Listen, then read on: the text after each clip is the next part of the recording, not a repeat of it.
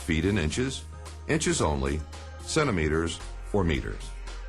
Press and hold the depth button and press the down button until the unit of measure you want to use appears on the screen.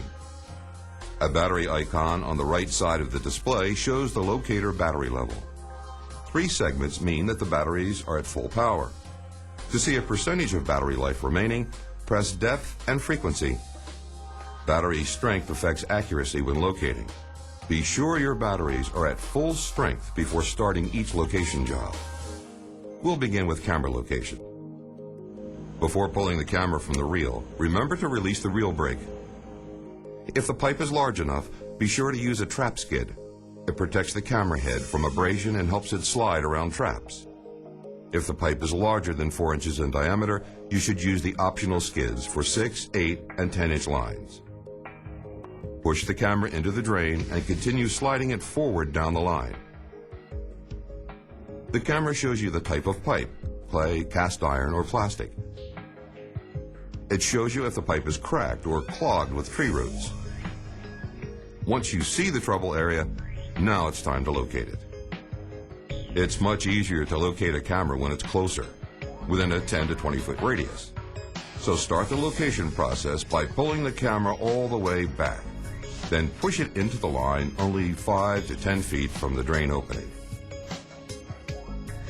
To begin locating using the Gen I3, turn on the transmitter by pressing the 512 Hz or 874 Hz buttons. 512 Hz is similar to the frequencies used in computers and telephone switching equipment. If you're locating indoors, you'll experience less interference if you use 874 Hz. You can use both frequencies at the same time, but it cuts the transmitter power in half.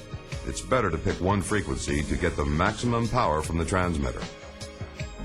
To locate with the Gen I Junior, turn on the transmitter by pressing the menu button. Then press the 512 or 874 buttons. The LCD screen will flash the frequency selected to show the unit is transmitting. The Gen I Junior can only transmit one frequency at a time. Press the on-off button on the G3 locator to turn the unit on. Check that the battery indicator shows that the batteries are fully charged. Replace the batteries if needed.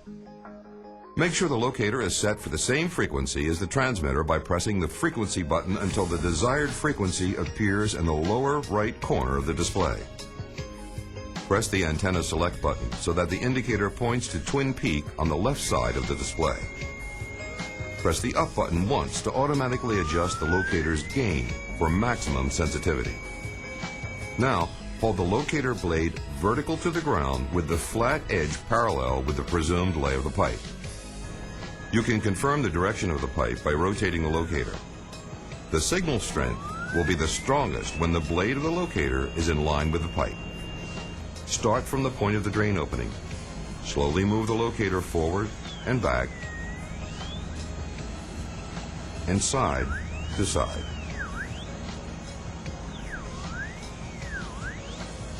If the signal lowers, move in the opposite direction.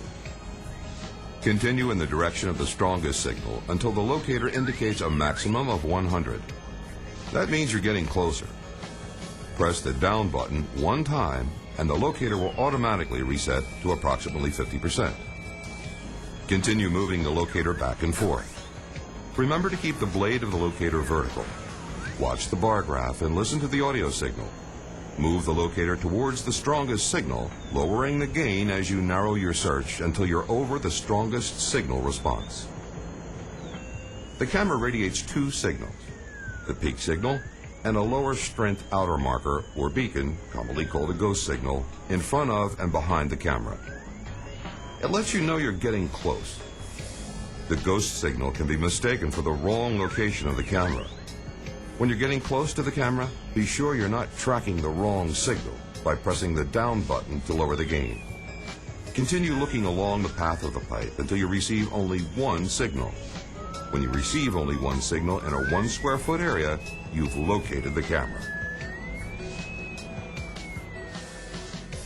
Once you've located the camera, mark the spot.